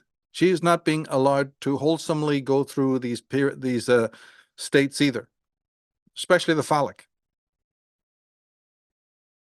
Because on the phallic, then later comes the latency in the genital, where you move out to the world and meet other people. And finally, at the end of that, in the genital period, you will then have your sexuality being aroused, right, by other people. There's around about the teenage years when you get attracted sexually to other people. Yeah, but that state is entirely dependent on the earlier stages. And if they've been arrested or in any way curtailed, then you'll have problems. Just in the same way you would have problems if this rage hasn't been processed correctly. So now when you look at these little pink hats, these little snowflakes running around with their, t-shirts and their pink hair, their nose rings in their teenage years, hating all men. No, they've never met anybody, and yet they're hating everyone. How can that possibly be? And now we know it's also come out to be quite public that a very great many of these leftists are not pretty, especially amongst the women, right? They're amongst the ugliest of a lot. Here is the connection, what I'm talking about. So again, you can bring this up right to the modern day and be 100% bang on. Because these are the women who were not promised by their mothers, generally speaking. Some were, but the vast majority of these boomers went through the period I'm talking about and were not given that promise. What do you think state they're in? What condition are they in? What form of castration did they experience then? It can be very, very difficult to work this out. But that's why I said you go patiently. They are in the their castration is in the deep, deep, deep burning anger and hatred and envy towards the beautiful girl. Men need not apply. So these overweight boomers running around, these social justice warriors, right? Burning Teslas and dancing around in the streets. Their syndrome is entirely orientated not towards the male world. That's all displacement. Yeah. Their main source of hatred, mark my words, is the pretty woman that they see on the billboards, that they see in the magazines. Because what happened? They look at it like this. Mom, you denied me because I'm from you. I'm from your loins. And even if you did promise it to me, well, I didn't go get it. When I went out to get it, what you promised me that I would get, I didn't get. But she did. A sister, a friend, a neighbor, a schoolmate. She did. I didn't. Men don't even enter into that world. It's by a strange, circuitous route that those women start beating up on men as they're doing now. But don't be fooled by that. That's not the underlying syndrome at all. They're only expatiating and exercising a hatred towards the beautiful female. And the beautiful female is no better than them because they just sit there gloating. They're just as rancid because they know they're beautiful and then get on TikTok or social media and parade it around even more to hurt the other girls. You saw this. You and I talked, remember, about what was her name? Sydney Sweeney? Yep. Incident? Sydney Sweeney. When we Yes, first talked? exactly. Again, let's mention that. Yeah. And it'll happen again. That whole incident exemplifies what I'm talking about. But the thing to remember in regards to those women is that men need not apply. They're not angry about men at all. This is the strangest thing of all. But because we have no psychological insight, we go with the headlines. We think that this is the case. No. Their rage is against mother. It's matrophobia. And secondarily, it's against prettier women who they believe have access to that which they really wanted, and were denied. So that's amongst the sort of castration version that we're talking about, sort of in their world. So I just wanted to make that clear and balance that out. Because some people might have been asking, hey, the castration looks like it's affecting boys. But of course, we know it's not physical castration at all in the first place. Let's get that straight. This is manifested in a different way. It's psychological, it's psychic, emotional. I wonder if it might correlate to the masochism because a lot of the kids from Gen Z are self-mutilating at higher and higher rates, even to the point of, like we've talked about, the choice to transition and go on hormones, and some of them even going so far as to flay their forearms to fashion a penis and then sew it onto their body and LARP as a man. But it seems like the masochism might be correlating to self-mutilation as well. And then this hatred at a lack of beauty, not recognizing where beauty actually comes from. And on one hand, yes, of course, like a beautiful woman is going to be a beautiful woman if she's got like the ratios and all that stuff. It's undeniable. But beauty is, comes from something so much deeper as well. I mean, I've met women who are conventionally ugly who radiate beauty because of what comes from within them. So I just wanted to add that comment. Well, this hatred that we're talking about, when you see them throwing buckets of paint over beautiful statues and paintings, it is a hatred of beauty itself. This is how it becomes warped. So in the boy, it becomes a hatred of his weakness, right? He doesn't see himself, the male should be seeing themselves as strong, right? And virile. And see, the word virtue actually means male in Latin. Virtue meant male. But they don't see themselves in that mode anymore. So when they look in the mirror and see themselves as males, they see something weak because they are weak. They've been made weak through the dynamics we were talking about. So of course you want to mutilate yourself. And one other thing that you'll do is to shy away from anyone who is strongly male, because in their presence you feel even yet more uncomfortable. So you surround yourself by people just like yourself or worse. See, it's the sludge culture. You lower the bar. You can't afford to be around any heroic. You call them jocks, or you mock them. You stay away from them because in their presence you feel very, very, very low. And you'd prefer a culture. That's why you go towards identity politics, because there you can shield yourself now, surround yourself in the bubble of just other people like yourself. That's how this identity politics works. It's all been thought out. But at least for the most part, the male child has not been given any glowing promise. Some have. Their pretty boys will be also, a terrible mother can easily work on a pretty boy in the same way that we've talked about, but it's not really that common when you compare the two. It's vastly more common in the world of a girl. But the boy is castrated in other ways, as we've already spoken of. We're just sketching it all in here. Now, during this phallic period, this is where the identifications start taking place. Let's go over one point again. The identification with the opposite sex. The boy is becoming phallic, meaning that this is the transition point where he sees not mother, but woman. It's essential. But if mother has filled him so full of rage that by the time he gets to the phallic, he hates everything to do with women. Thanks, Mom. How can you tell me that then he's going to be adjusted phallically and pass through the phallic stage correctly? If she's poisoned his entire thinking about what woman is, he will never, mark my words, ever pass through the phallic stage correctly. And the mother is 100% responsible. And so this is the kind of male who can go on to absolutely criminally hate women and end up, like a rapist or a murderer. Is the feminist going to tell you that to trace that back to the doorstep of a terrible mother? Hell no. They'll just keep on, circling around the male who's violent and saying, there you go, let's take a portrait of that guy and his behavior. But they never want to look at the etiology of it.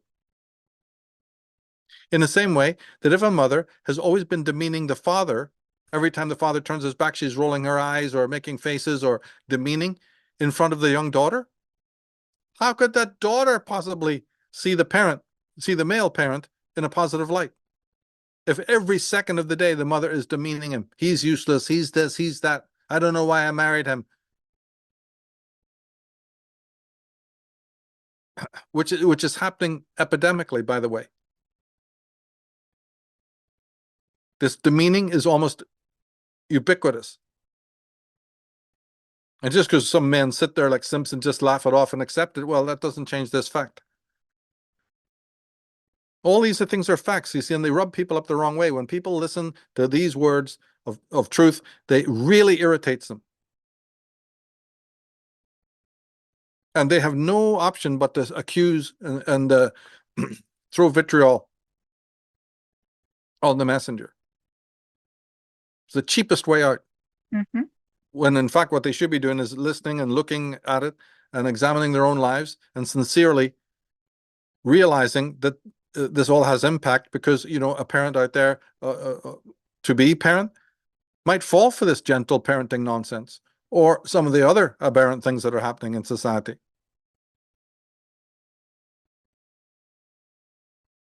Yeah. But this female and Oh, go sorry. ahead. Oh, I was just going to say, I just would imagine that a lot of people are meaning well when they say, well, I'd like to be a more gentle parent. But you actually brought up a really good differentiation. You mentioned a sensitive mother.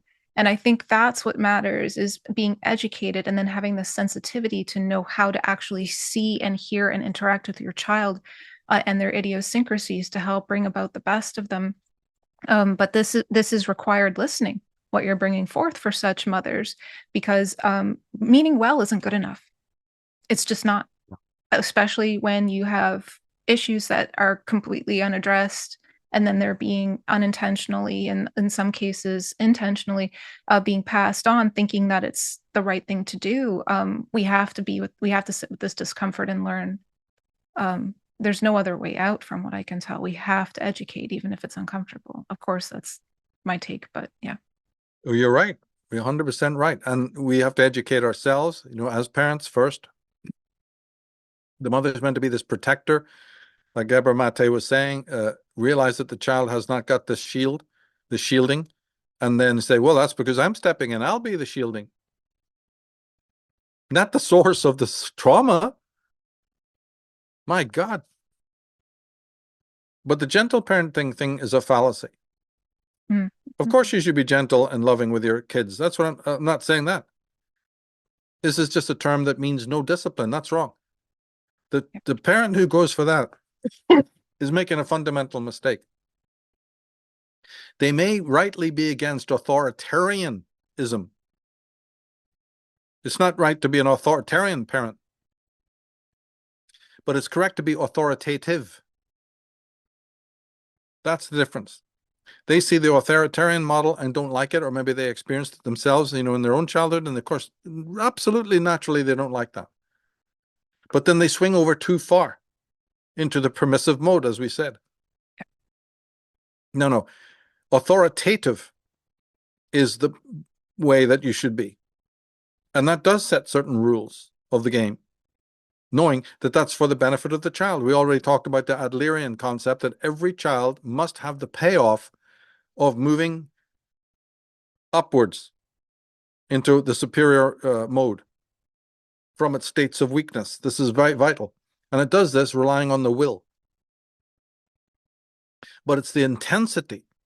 If there's bad parenting, then you'll over-rely on the will and become a disciple of the will in more of its Faustian, negative way. This is what we're talking about that feminism overlooked. But will is a good thing, except in this more necrophilous mode. And it's the parenting that will decide for you how enslaved you become to the will, which is the force, of course, that drives you onwards, drives you on towards freedom and to a differentiation, to overcome the obstacles that life will naturally throw in your face. And those are very uncomfortable. Delayed gratification is one of them. That by 3 years old, in fact, even by the anal level, you're now moving into, the need for delayed gratification. And that's very painful. Mm-hmm. And wherever there's pain involved in a transition period, the parent is there to reward you. But if a child is forced only to overcome and put energy, into that, that's stressful. And if you're not then given a payoff, a proper reward from the parents or the peers, the child ends up saying, what am I doing all this for? And it gives up. And that's what you're getting now with these latchkey kids and the single mothers, right? Or the gentle parenting is too much reward for too little work. Too little work.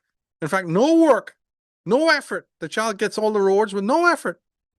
How can that be good? I mean, even just simple common sense. You don't even need to argue about this. Simple common sense. But what this does show you is the aberrant thinking in the parent now. Mm-hmm. Forget the child. That any parent could deign to do this to their own child shows one thing only. That child is not considered human. That child is a wind-up toy. A wind-up homunculus that does some somersaults and jumps around and plays around, and the parent finds it hilarious for 3 years. Okay? And then after that, by the time that the child is now having to go to daycare, I'm bored. The child is no longer fun, so I disconnect. The gentle parent is a tyrant. He's a hedonist. No disguising it whatsoever. In his mind, the child is just a wind-up toy, just a prop. And the personality of the child is insignificant. The child is a dancing doll for me to break the monotony in life. I like it, dolling them up and seeing them dance around like little jumping beans. But later on, when they get a personality and they're a little older now, I'm so bored with them. I wish they weren't even around. Just park them in daycare and get on with it. That's your gentle parenting exposed. That's what it really is when you peel it away.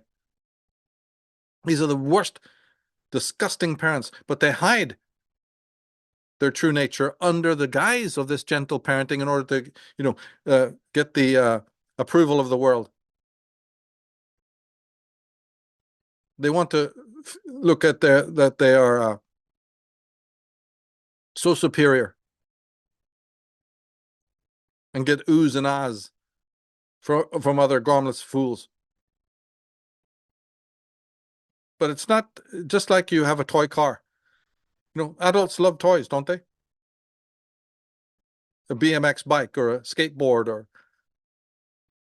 playing with the tools or walkie-talkies or it's very, very common that the parents have children just as playthings and don't care about their personality. In fact, the personality of the child is actually ultimately an encumbrance. It's okay before that's fully developed and there's a bit of a giggle. Because it is fun. Kids can be fun when they're young. It's fun to have and watch them do their thing, right? Yeah. But as they develop into a real personality, that becomes too much of a problem. Now I'm bored. Now I wish I didn't have them. Can we park them somewhere? Or can we have some new kids that are younger and more fun? We can have it again. You just have to observe it. But they doll it all up, you see, with this gentle parenting concept. But you know what happens to the superego and the moral centers by this kind of behavior? Oh my God. I'll guarantee you that by 13, let's be generous, by 15, those children who've been given everything love nothing, have no value. By 15, they're committing suicide. Yeah. Because they've already exhausted the pleasures and the gifts of the world. Those gifts were also given without them earning one bit of it. Yeah. They just got it. Mom and dad just provided it whether I deserved it or not. Mostly I didn't deserve it and I got it anyway. But also just in the surplus, in the indulgence, the parent knows on some level that they're creating a total delinquent, a total hedonist. You couldn't get past 15 in our culture today with this fiasco called gentle parenting and hope to get away with it. Because you'll be saturating that child who'll be the most jaded creature. I'm frightened to think what it will become. Talk about psychopathic. It's almost being redefined. Yeah. These are going to be like little princes walking around. But then nothing will satisfy them. They've had it all. And so by their teens, they're going to be thoroughly criminal and delinquent, or depressive and suicidal when they realize it's all over. You can't squeeze life and get any more out of it because mom and dad made sure I got it all by 10. Well, I would imagine sadism would also be part of this too. They might end up becoming sadistic. Yeah. That's exactly what they'll become. Yeah. Thoroughly sadistic. Thoroughly sadistic because they believe that now that they'll have to heighten all the pleasures because nothing is going to satisfy them. It's the same thing we had in another mode when we talked about the erogenous zones being shut down. Yeah. Well, this is a similar thing, but in a different way. No, those erogenous zones have been glutted. They've been made insensitive by having too much stimulation, not too little. This is the solution? This is all America could come up with? And they're getting 5-star reviews on the books that are written by these chumps? They are too. Yeah, they are. It's hilarious. Oh, well, see, this is the guilt. The adultism is so rampant that even in its solution, it creates another monster.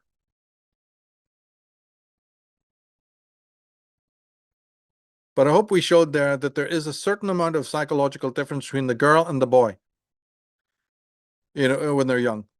Enough to define it along these lines. The female is still castrated, but this time by false promises. Ones to which they're so guaranteed that it becomes a contract. And the beautiful girl, of course, finds out to her amazement, it works. Yay, yippee. So they become hedonistic, and they become disciples of abusing sexuality and abusing beauty. So they have their own syndrome, their own neurosis, their own psychological problems as they grow. Because they'll have to face the moral consequences of their disgusting behavior.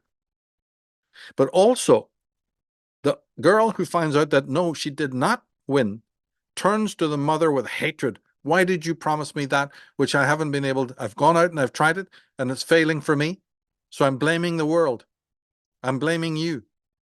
I have a matrophobia that's boiling over, far worse than what an average male has, far more than what the beautiful girl has, although she has it too, because on some deeper level, she's saying, I'm not actually getting glutted because of my beauty. See, let's stick with a beautiful girl for a minute. She has a problem, and it will be matrophobic as well, because, of course, although she is getting these material trappings, she doesn't feel good inside morally. Because for every one of those trappings that she does succeed, there's a moral infraction involved. So, we can argue which one is in the worst predicament, the beautiful girl or the non-beautiful girl. I don't know. They're both in a mess, thanks to the terrible mother.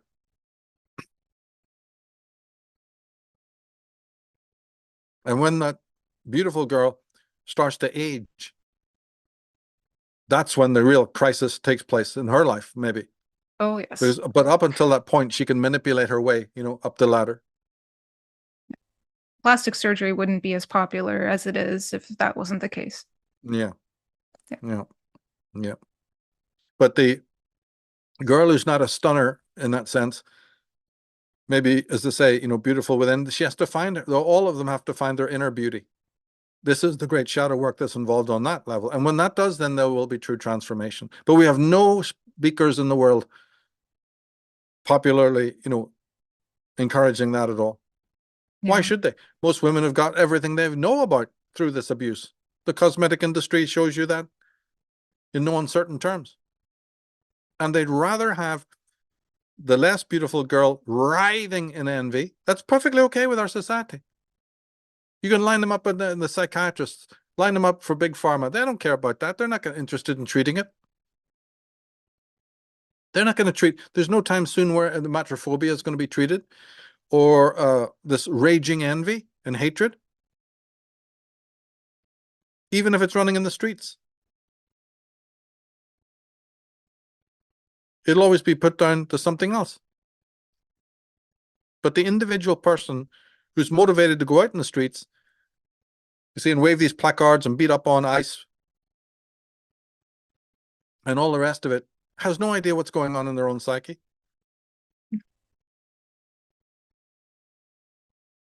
They're doing too much of the virtue signaling anyway. They're into the world of the hysteric, which is short-term, but that's okay. Everybody's learned to be okay with these short-term solutions.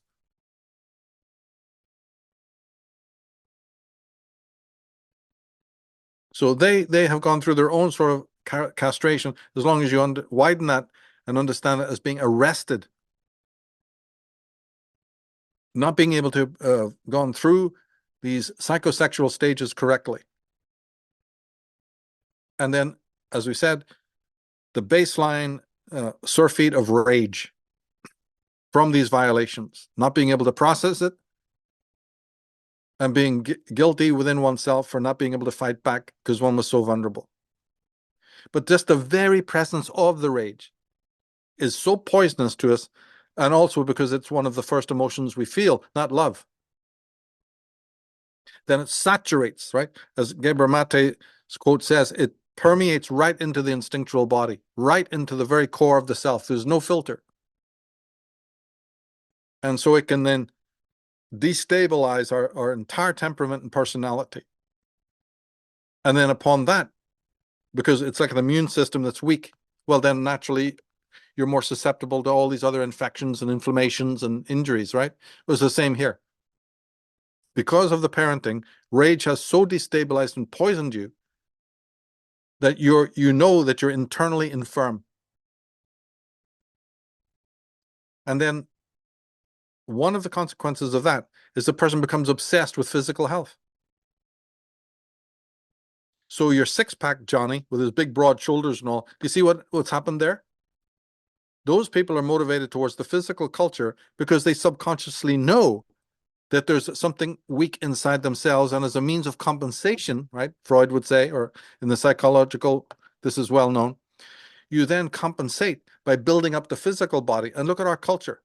I'm not against doing that, by the way. I'm just saying that look at the currency it has culturally. Mm-hmm. Does anybody know why they have all these gyms and all this culture of workout? It's because of this. There's nothing wrong with it. It's just the way the human mind works. It's just compensatory. Makes me think of But your sometimes recent. Oh, I just wanted to say your recent guest on somatology on Unslaved. oh yeah, I watched the first episode and just how he talked about, slower movements for the fascia are better, like Qigong and Tai Chi. We don't really see those being peddled. We see no. this push it till do as many reps till failure kind of a culture. And I agree with you. There's a place for physical activity in the gym sense, Oh, but just wanted to yes. bring that up too because it kind of fit here.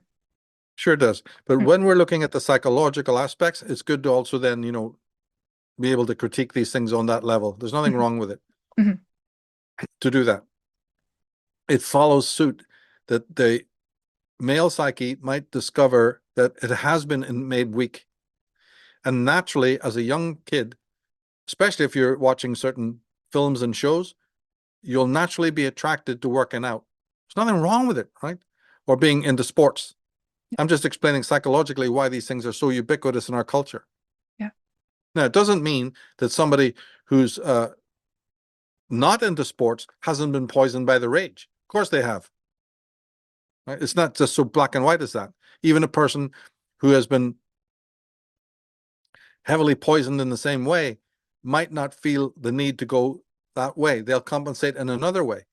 In fact, one of the compensations is just to collapse. Like we said, the freeze. Sadly, they're not mobilized to get up and do something about it compensatorily. They just collapse. And then they become these soy boys, a right mess, or very, very feminized. And then when you talked about the self-mutilations and the need for sex changes and what have you, I've met people like that. And the ones that I knew, before they had the sex changes, they were very, very wooden, meaning very, very armored, Mm. stiff. Yeah. Yeah, their personality type. And that was the idea of, it's like a rotten tooth. You can put a brace on it.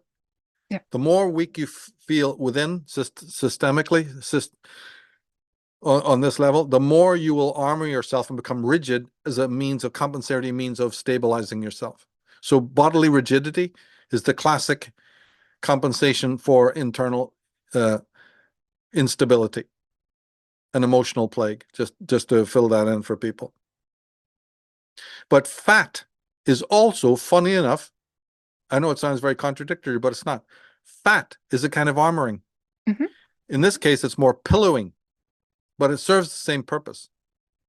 And it not only blocks energy from outside, which is one reason, why you have armoring, but if you read right closely, the armoring is also there, the stiffening or spastication, and even the pillowing that we're now talking about. It is there to prevent true feeling from coming to the surface within your own self. So it's not just to block physical stimuli from the outside, which is threatening. It is also to prevent true, legitimate emotion from flooding to the surface. Now, we started off with that, remember? The whole thing is premised upon suppressing the rage, which is one of the primary emotions. And that's right. So the fatter and fatter that our societies are becoming, the more and more you know that armoring, the emotional plague, is intensifying.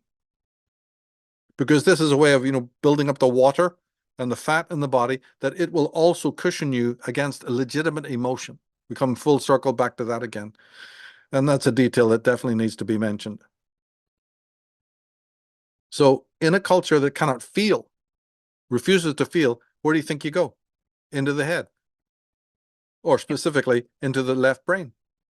So our left brain AI technology robot world that we're looking so wonderfully for is itself, right? The whole scientific technological models is the concomitant of armoring. Oh, yes. Mm-hmm. All links together when you know what you're doing. When you Mm-hmm. plug all of this stuff in, it's actually amazing when the lights go on and you start to see why our cultures have become so left-brain, so mechanical, so robotic, so obsessed with artificial intelligence. It's all based on what we're saying. Nothing is left out.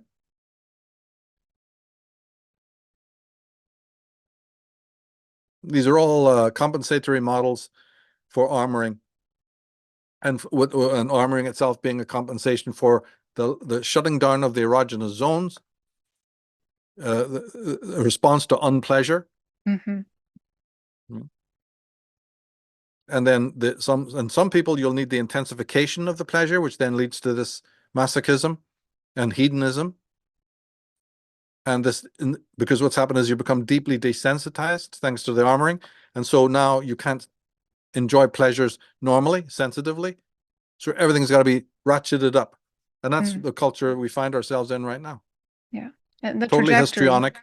Oh, What? yeah. No, I was just going to say the trajectory of where things are going, just to use some astrology. I mean, once Uranus goes into Cancer and Chiron goes into Taurus, which is not too far away from now, that what you just said, the pillowing, also the with the Chiron and Taurus, the feeling of I can't do something about this physical pain.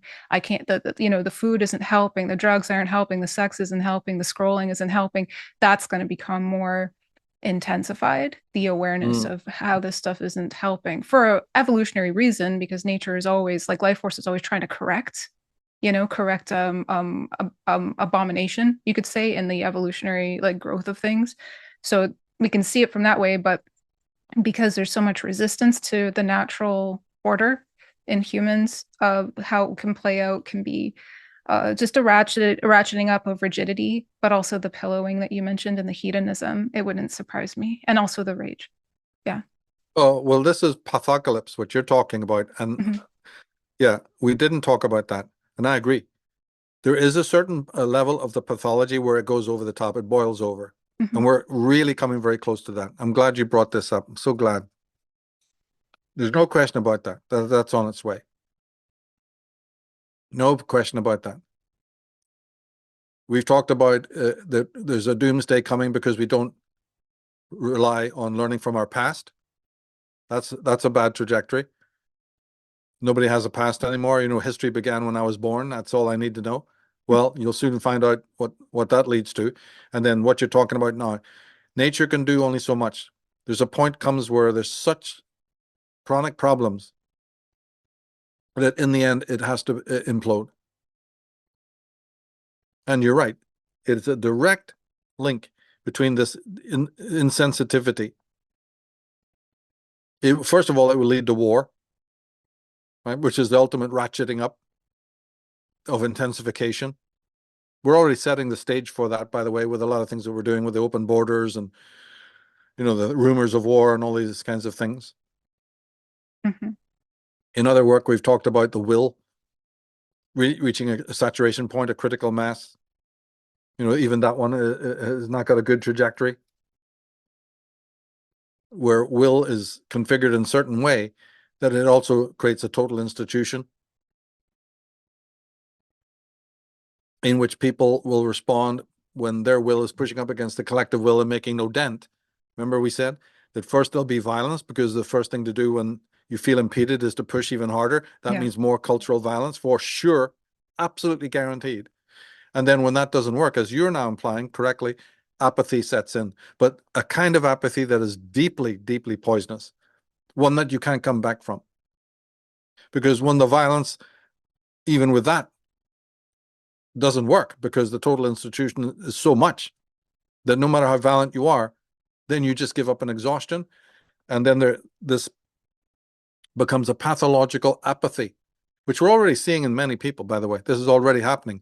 But just a little bit around the corner in the future will be a kind of a chronic apathy that's so severe, no one can come back from it. No one can ever change it. It'll be like a creeping death, creeping disease.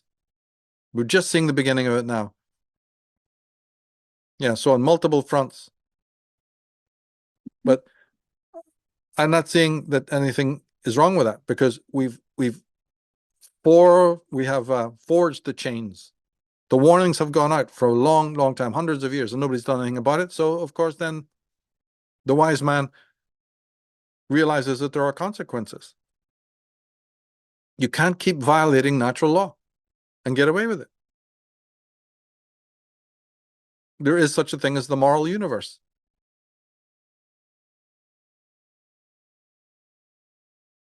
You know, and once you have been given the wonderful insights to peel back the veil, stand on the balcony high up and overlook the whole of the world's order and see this, yes, it's painful and you'll shed a few tears, but on another level, you'll say, so must this be. We've brought it on ourselves. It's tragic, but it has to happen because of there's no other alternative.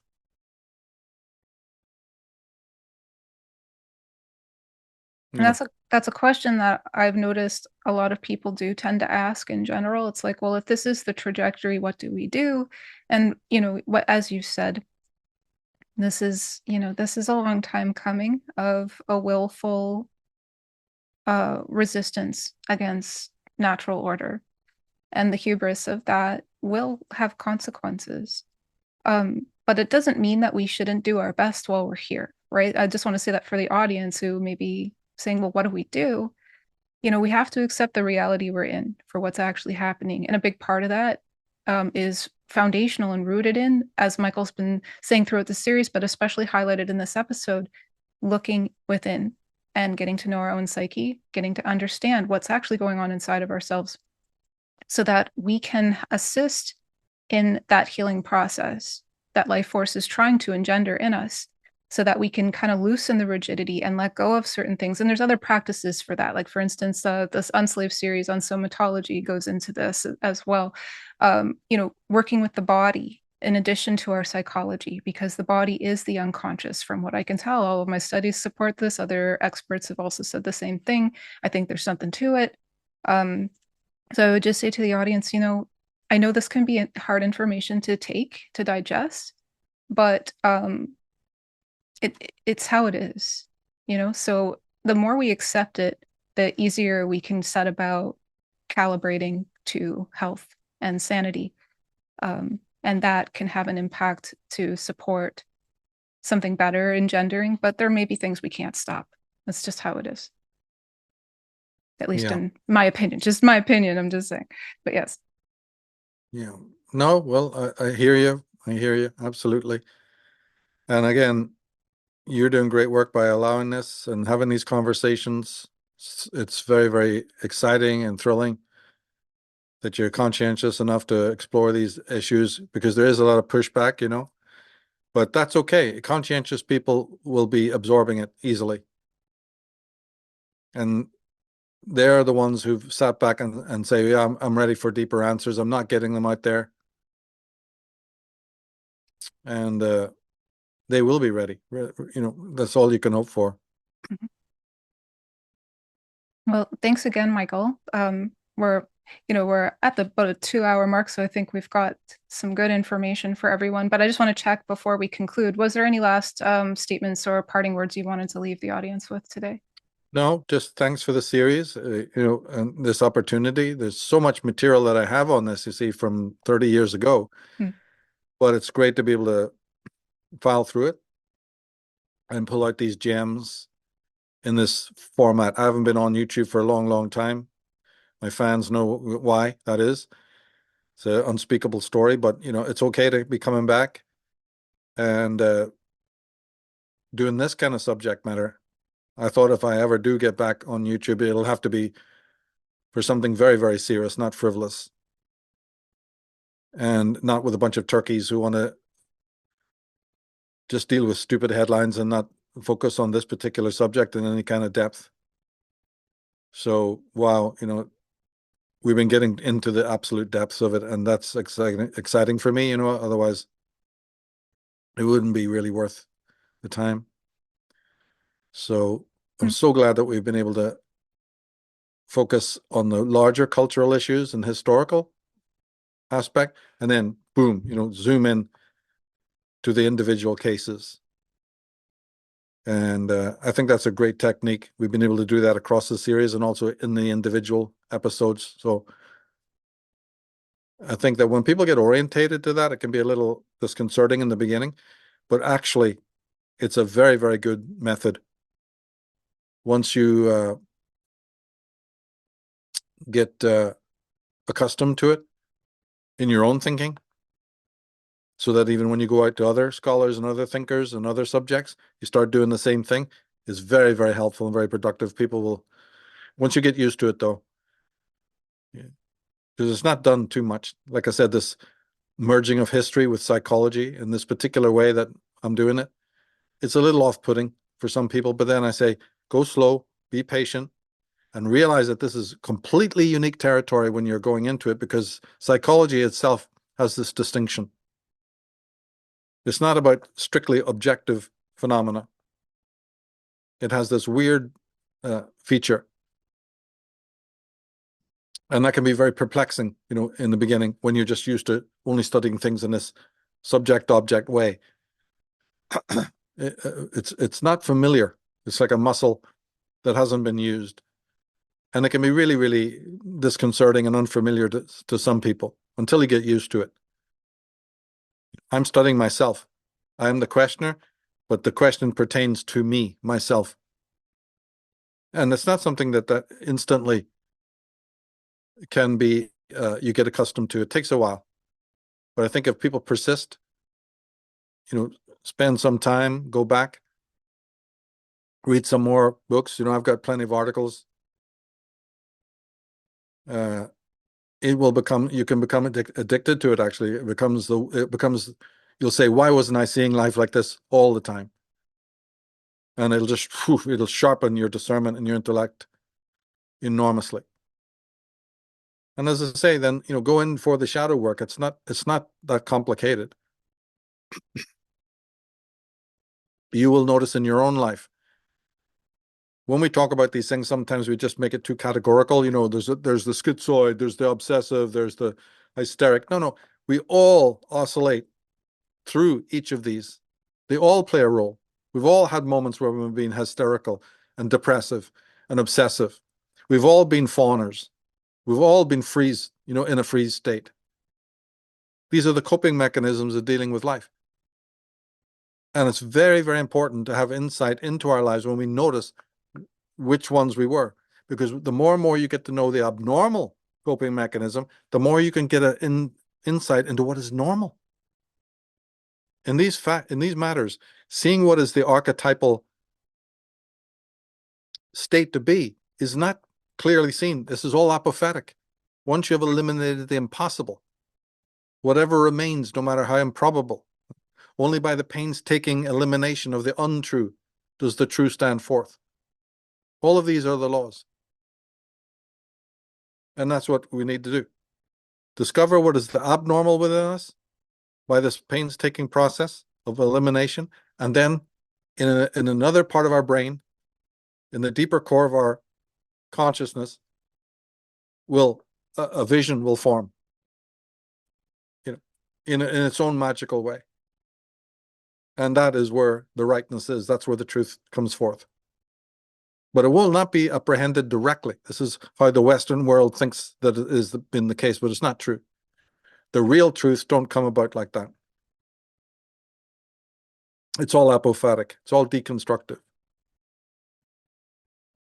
That's what science allegedly is meant to be about. So, when science itself says that this is what it's about, well, it'd be nice to see it sometimes. But it's the science of the soul. You have to be able to do it within yourself. If you just wait for it to be presented on a platter, you'll wait all your life and you'll end up ignorant. This is all alchemical. It's all about burning down and purification and sensitization. And then when you are a disciple of it and you become familiar with it, you don't care how many crumbs squeal in your face and how many turkeys, want to condemn you for what you're doing. That has no impact upon you at all. It's just laughable. Let them remain on the hedonic level or into their cliques, and whatever affiliations they have coming at you. They're stuck within the role. This work is to make you transcend the roles, bring you back to what it is to be truly human. And to be truly human means to ascend into the realm of freedom. That's what you were for. You are the only being, by dint of being human, that can ascend into the solar world of freedom, out of the states of determinism, of the archaic chthonic world. We've talked about that. But sadly, as we've always said, it turns out to be a truism, that this is what is most threatening for people. So if they're not trying to be enslaved themselves, then they're trying to enslave somebody else.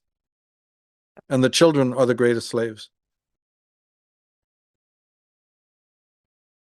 So that's why an extra sort of focus needs to be placed on that dynamic. And what you tease out, what you discover, isn't pretty. But then I didn't invent it. I've been studying the Alice Millers. I've been studying the Melanie Kleins. And I know that parents fuck you up. And I know that this is an area that needs to be looked at. But you can't wait for parents to be doing it because they're in a state of total dissociation. Yeah. But that doesn't mean then that nothing gets done. If a parent thinks, oh, well, my baby is just born, can have 40 injections, and because I can't pay attention at school, we need to put it on some antipsychotic, some drugs, and all the rest of it. Yeah, do we go along with that? We just make that the norm, just because some expert in a white coat working for Big Pharma tells you that that's the way to go? Absolutely not. And if there's delinquency, and if there's burnout, and if there's hang-ups, and if there's masochism, we need to dissect it and look at it, like I said, apophatically, and find out what is causing it. And that's what we're doing here. To me, there's nothing controversial about any of this stuff. Nothing at all. It's just a study like anything else. It's just controversial to stupid people. This is as vital and as refreshing and insightful as anything could be. And to me, far more interesting than any other subject that you could imagine. But I don't ask other people, to share that. I don't go out and advertise. And if and when a time came where, the resistance was too much, yeah, I'll just stop. I can take a hint. But just like you said, no, there are people who are hungry for this. And absolutely, it is helping them enormously in some pretty perilous times, actually. So that's why we do it, And again, big thanks to you for creating this series and giving this chance. Oh, of course. And, I can speak for many who have also given me feedback to just say that, this information has been literally life-changing and in a positive way, in an empowering way. So thanks again, Michael. And I'm really looking forward to the next episode. Yeah, me too. Cheers. And with that, we bring this episode of The Dark Side of the Female Psyche to a close. There's still more to come in this series, so make sure you're subscribed to Willfully Evolving Woman here on YouTube and turn on your notifications so that you'll know when the next episode is ready. More social media accounts may be added in due time, so if that interests you, bookmark willfullyevolvingwoman.com and be sure to check back periodically. If you would like to follow Michael and learn more from him, you can find his works through the following channels: dragonmother.org, femalepsychology.org, and of course, michaeltsarion.com. And if you're interested in Michael's premium presentations and the Unslaved podcast, you can find those by becoming a member at unslaved.com or unslaved selfhood.substack.com. I'm Sarah DeHaven, and on behalf of Michael and myself, thank you for being here, and thank you for listening. See you in the next episode.